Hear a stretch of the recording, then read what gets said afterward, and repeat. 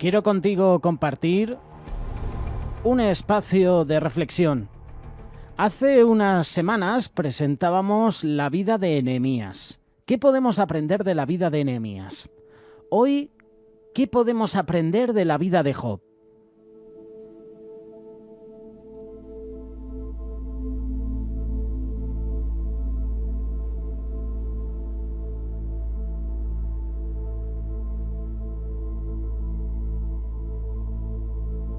La vida de Job demuestra que los seres humanos a menudo no están conscientes de las muchas maneras en las que Dios obra en la vida de los creyentes. La vida de Job también es una vida que suscita la pregunta de siempre: ¿por qué suceden cosas malas a la gente buena? Seguramente te has hecho esa pregunta.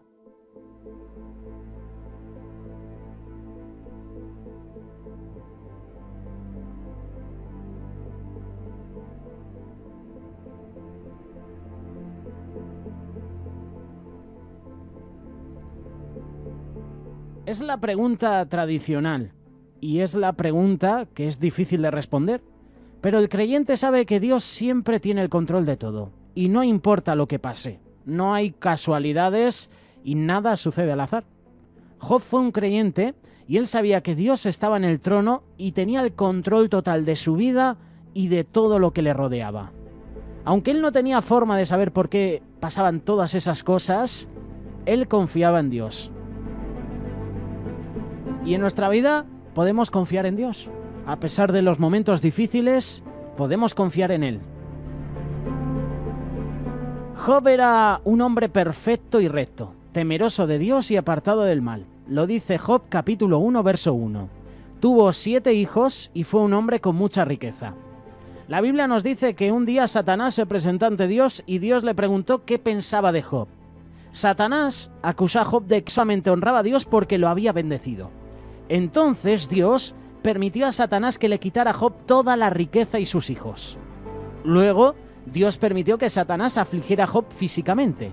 Y Job se afligió profundamente, pero no atribuyó a Dios despropósito alguno.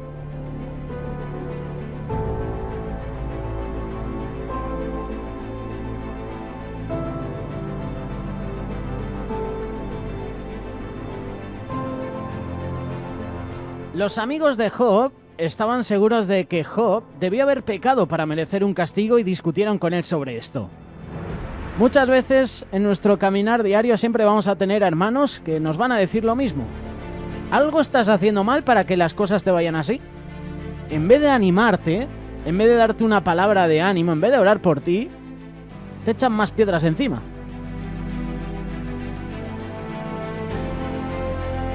Incluso lo podemos enlazar con esas personas que a lo mejor dejan de asistir a la iglesia o al ministerio y entre los hermanos solemos decir, ¿ves? Ya lo decía yo, al final no iba a durar mucho, al final se ha ido. Eso está mal. En vez de ayudar a esa persona, parece que nos estamos regocijando de que se ha ido. Ya lo decía yo, si este no iba a durar. Job tenía unos amigos así. En vez de ayudarle, en vez de consolarle, estaban seguros de que su compañero, de que Job, su amigo entre comillas, había hecho algo malo, estaba pecando. Sin embargo, Job mantuvo su inocencia, aunque él confesó que quería morir y le hizo preguntas a Dios. Un hombre joven, Eliú, intentó hablar en nombre de Dios, antes de que Dios mismo le respondiera a Job. Y Job capítulo 38, versos hasta el 42, contiene partes de lo que es una poesía bella acerca de la grandeza y de lo omnipotente que es Dios. Job respondió al discurso de Dios con humildad y arrepentimiento, diciendo que él había hablado de cosas que no sabía. Dios le dijo a los amigos de Job que él estaba enojado con ellos por no hablar lo recto delante de él, a diferencia de Job, que había hablado la verdad. Dios les dijo que ofrecieran sacrificios y que Job oraría por ellos, y Dios aceptaría su oración. Job así lo hizo. Y probablemente perdonado a sus amigos por su dureza, él continuó sirviendo a Dios. Dios restauró al doble la fortuna de Job y bendijo el Señor el postrer estado de Job más que el primero. O sea, Dios le había bendecido más que en la primera ocasión. Job vivió 140 años después de su sufrimiento.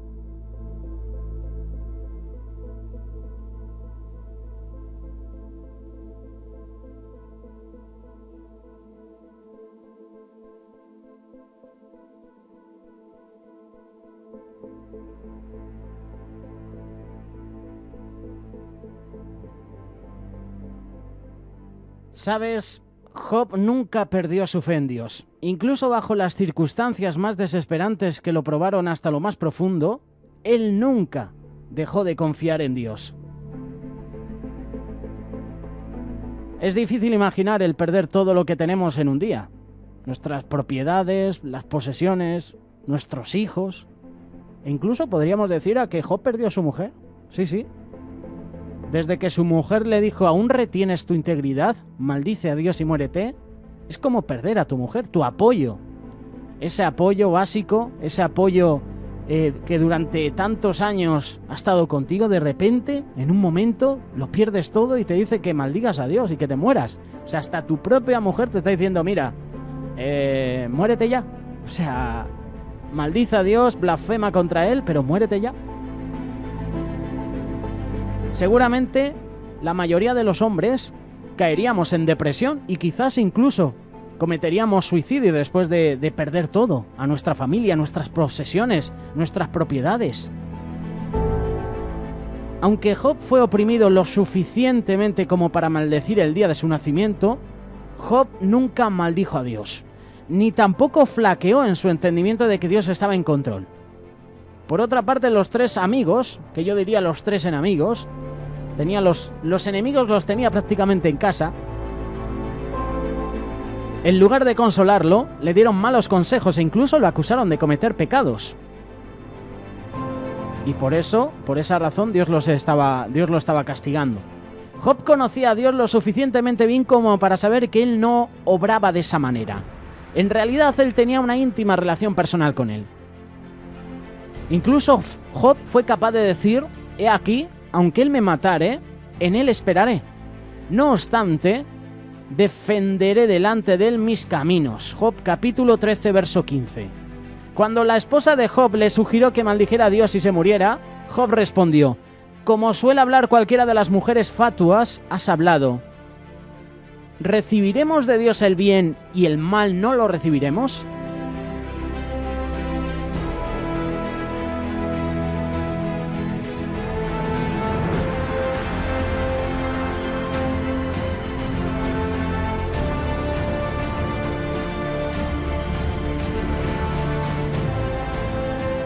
El sufrimiento de Job, desde la muerte de sus hijos y la pérdida de sus bienes hasta el tormento físico que soportó, más el sermón de sus llamados amigos, nunca hizo que su fe flaqueara.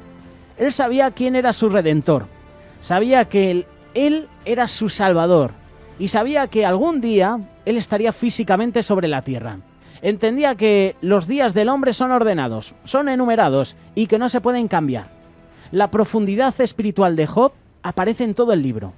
Incluso Santiago se refiere a Job como un ejemplo de perseverancia y escribe: hermanos míos, tomad como ejemplo de aflicción y de paciencia a los profetas que hablaron en el nombre del Señor. He aquí, tenemos por bienaventurados a los que sufren. Habéis oído de la paciencia de Job y habéis visto el fin del Señor, que el Señor es misericordioso y compasivo. Santiago capítulo 5, versos del 10 al 11.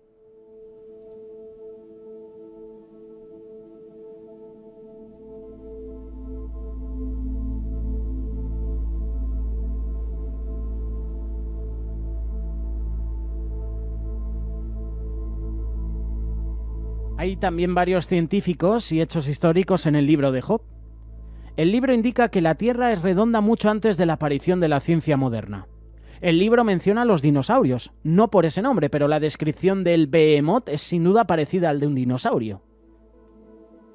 Y dice además que vivía juntamente con el hombre. Job capítulo 40, versos del 15 al 24. O sea que el libro de Job tiene enseñanzas que nos podemos aplicar hoy en día.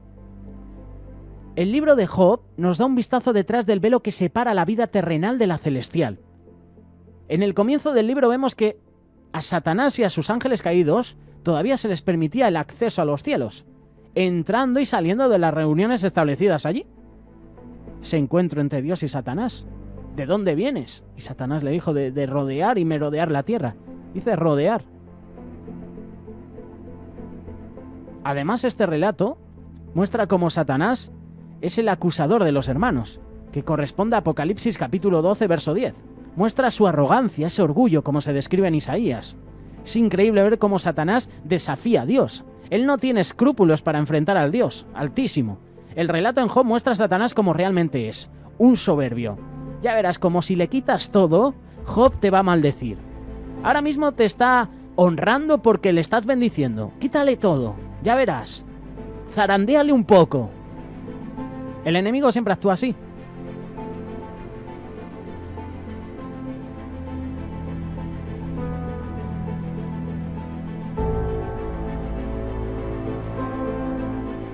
El enemigo siempre va a actuar así, de esa misma manera que con Job. Siempre va a estar detrás comiéndonos la oreja, diciendo, oye, ¿no ves que eres un desgraciado? Y esto es el Dios en el que confías, que permite que en tu vida pasen estas cosas, que caigas enfermo, que un ser querido tuyo muera. ¿A este Dios sirve? ¿Dónde está el Dios misericordioso? Así actúa el enemigo. Tal vez la mayor lección que aprendemos del libro de Job es que Dios no tiene que responderle a nadie por lo que hace o no hace. La experiencia de Job nos enseña que quizás nunca llegamos a saber la razón específica del sufrimiento, pero debemos confiar en nuestro Dios. Y tenemos un Dios santo, es un Dios justo. Sus caminos son perfectos, como dice el Salmo capítulo 18, verso 30. El camino de Dios es perfecto, la palabra del Señor es intachable. Escudo es Dios a los que en Él se refugian. Ya que los caminos de Dios son perfectos, podemos confiar en lo que Él hace y lo que permite. Porque todo lo que hace Dios es perfecto. No podemos esperar comprender perfectamente a la mente de Dios. Porque mis pensamientos...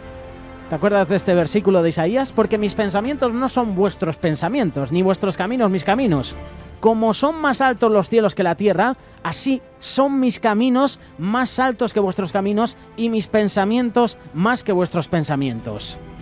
Nuestra responsabilidad para con Dios es obedecerle, confiar en Él y someternos a su voluntad, sea o no lo que sea. Cuando lo hacemos, vamos a encontrar a Dios en medio de nuestras luchas y posiblemente incluso a causa de nuestras pruebas. Vamos a ver más claramente la grandeza de nuestro Dios y vamos a decir como Job, de oídas te había oído, mas ahora mis ojos te ven.